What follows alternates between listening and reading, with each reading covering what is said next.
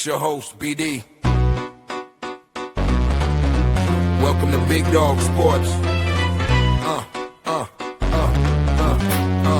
Yo, call it Big Dog Sports, a little show that I run, where we talk a lot of sports and we show a lot of love. So support by hitting like, share the video, subscribe and hit that Cash App, baby, send a little dough. So if you want to know about the latest games, the winners and the losers, the teams that ain't the same, we gon' talk about the trades, the contracts, the price, the playoffs, the scandals, the crime and the lies. I'm your host, BD, and this is my show, where sports and politics collide, baby, anything goes. We talking NBA, WNBA, NFL, NCAA, UFC, MLB, WWE, a little boxing too. If that's your thing, I got the best show in the land, baby, no need to search. So welcome to the show, y'all. This is Big Dog Sports. Yo, happy Sunday, y'all. This Big Dog Sports. I'm your boy BD, and today's show isn't gonna be a sports show, cause sometimes world events dictate what happens. Kinda, and this is a huge deal. The whole Iran thing. Hold on for a second.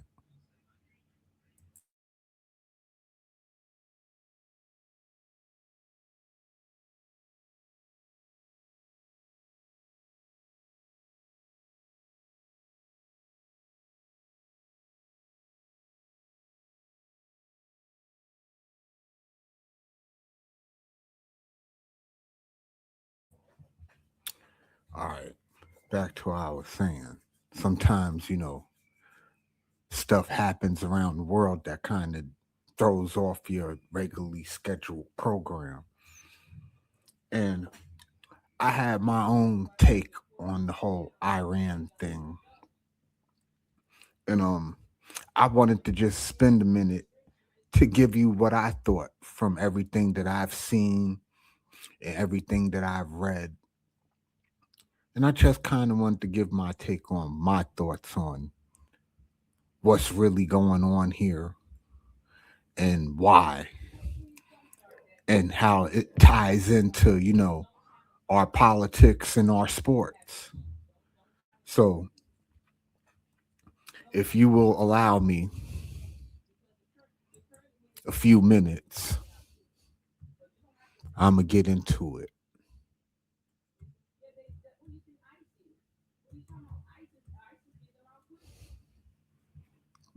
Forgot which one this is. This 7? Yeah, okay. Now, presidents usually start wars because either we've been attacked or they're trying to change the course of the electorate. Poll numbers usually, Donald Trump, he's one of those presidents that always watch the poll numbers. And his poll numbers, according to the most recent poll I could find, the Rasmussen poll, one of the few outlets out here that actually poll every day, he's underwater. 45% approve, 53% disapprove. He's been underwater for a while now, but I don't think that his poll numbers is to the point where he would start a war just, because he's underwater. Plenty of presidents have been underwater, right? And not started just a war just to start one. So that's point number one. He's underwater. Now, my second one, when it comes to this, the politics of it. Here, we have the Wall Street Journal. The Wall Street Journal is not a bastion of liberalism. Just to be clear, Wall Street Journal, one of the more conservative news outlets out here. When they're running stories about the Epstein files, you kind of in trouble. Usually, publications like the Wall Street Journal and, the New York Post, stuff like that, conservative leaning, they don't run, anti-Trump articles You know what I mean? But this is, not saying it's an anti-Trump article, but this was the article that was getting the most heat before the whole Iran stuff started. You know, the files that they didn't release with a woman who alleged sexual misconduct. They didn't want this to get traction. This is just personally my opinion.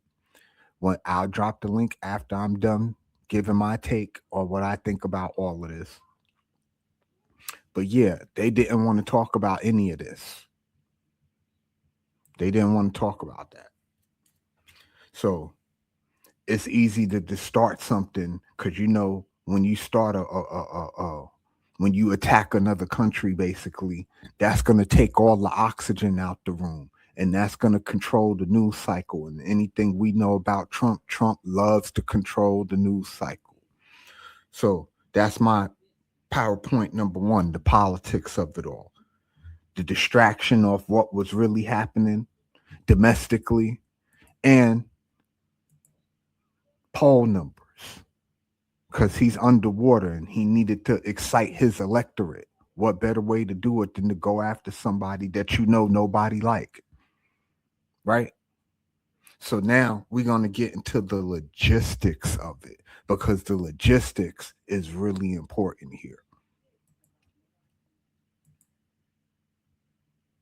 Not this. Here we go. Here, this is a map of the Suez Canal. Now, the Suez Canal is a major port in the Middle East. It empties into the Mediterranean. As you can see, it's down here. And it goes all the way up into the Mediterranean. We have a lot of commerce that comes through here. And it's in Egypt, right? So, we all know that Israel borders Egypt. Egypt and the United States are allies. Israel and the United States are allies. So the commerce that comes through this particular region of the world, we don't have to worry about it so much, because we got allies over here. So we don't have to have a big, huge military presence, even though we do have a military presence in the Mediterranean. But we pretty much can control the logistics of this seaway right here, which is a part of the board, right? Shipping lanes. And then you have this sucker here. This is the Straits of Hormuz. This is what Iran holds so dear. This little stretch of waterway right here. Now, why is this little stretch of waterway so important? Look at all of the bordering countries. These are all of the major oil countries in the world. Oman, UAE, Qatar, Bahrain, Kuwait, Saudi Arabia. We talking 20 million barrels of oil a day come through here. 25% of the whole world's oil comes through here. Why wouldn't we want to have some control over this, right? If we looking at it as a board, pieces on the board, you want to control this 20 million barrels of oil a day, 25% of the world's oil trade comes through here. Yeah, I want to control that. Because if I control that, then I get to dictate how I do business with everybody in here, everybody who's trying to get their oil from up out of here. Right? That makes sense. Not just strategically, but militarily. That makes perfect sense to do that. And we got the third piece of this.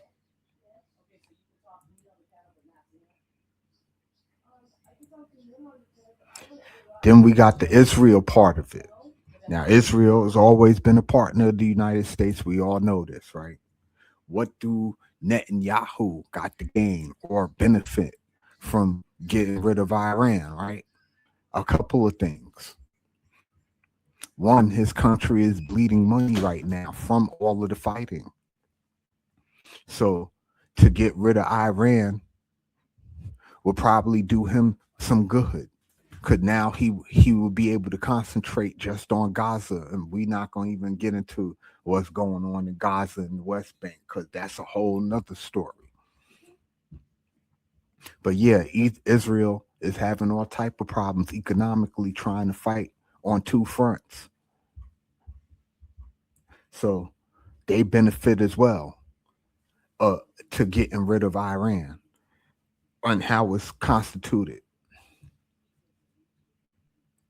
Now, I'm going to get into something different. My fourth point is the most obvious point, the money, right? We all want to know what's up with the money.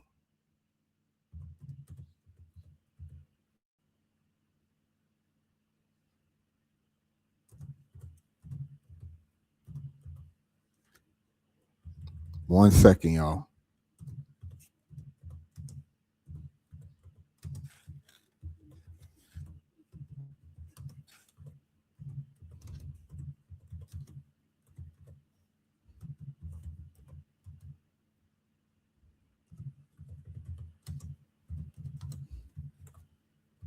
Because the money is one of the most important parts, in my opinion. So that ties into what I would call personal gain. Now, we've all it's all public information that Donald Trump has had business dealings with a lot of these Arab Gulf states that are anti-Iran, Arab Gulf states like Qatar, Arab Gulf states like the UAE, Arab Gulf states like Saudi Arabia. Not only his administration has business dealings with these countries, but he personally and his family have business dealings with these countries. Like, there's plenty of articles that I could like break down and show to y'all to see. Matter of fact, I'm going to give you one of one of his business dealings with the Qataris.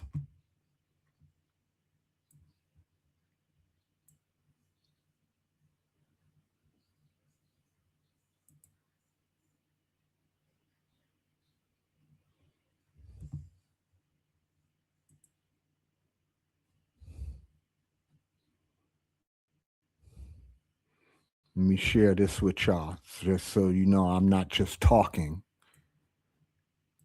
that there is proof out here. Here's an article right here. Trump's sons pushing family business deals in Qatar amidst country's rumored gift of 400 million Air Force One replacement. $400 million ain't chump change, y'all. Now that's just for a plane. But he got other businesses going on with the United Arab Emirates, with the Saudis, right? This is all like public information. I ain't got to go through all of the articles and everything that's been written about it, right? We do know he's doing business with a lot of these Arab states, and his administration is doing business with a lot of these Arab states, and all of them have one thing in common, and that's that they all hate Iran. And they've been waiting for somebody to get rid of Iran. And here comes a guy who's willing to get rid of Iran, basically, as it's constituted. And now you done got rid of Iran. But now the real question is what you do next. But that was my fourth point, was the money, because the money is always important. And five, again, this is a little bit again, has to do with money. It's investment. If you've noticed over the past 4 years, you have had a lot of Middle Eastern investment in our sports. And I'm going to pull up a couple of examples for you so you can see where I'm going with this.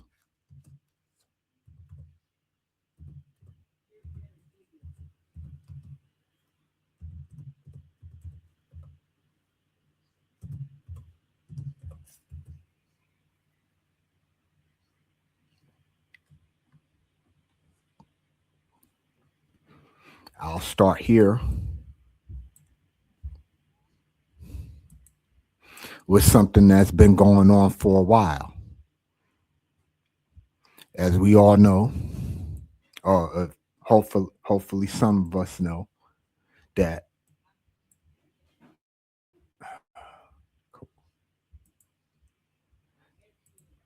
let me share this. You have Saudi money pouring in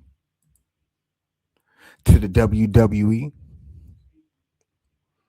to LIV Golf. This money has a lot of stuff on it, this Saudi Arabian money, but just Middle Eastern money in general has been pouring like a floodgate into American sports. Look at this. PIF, which launched LIV Golf in 2020, currently controls roughly $620 billion in assets and has expressed an interest in expanding their interest in sports. Per FOS, in addition to LIV, PIF has served as the majority owner of the Premier League's Newcastle United since 2021. And they're trying to do stuff within the WWE as well. Invest, which they did, because if you haven't noticed, you've had a few WWE shows that been in Saudi Arabia. The last Royal Rumble was in Saudi Arabia. They supposed to be doing a WrestleMania in Saudi Arabia. So, like, it's a lot of stuff going on here with this Iran Israel stuff. It's a lot. So that's my take. If anybody else, I'm drop the link now. If anybody want to come through and blow holes in my theory, here's your chance.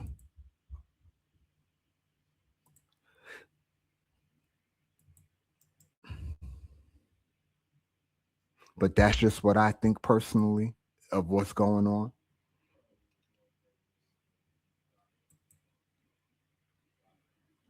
And no, Ryan, this is not about Trump hate. This is just what I see and what I've been reading. I'm just putting two and two together and what makes the most sense.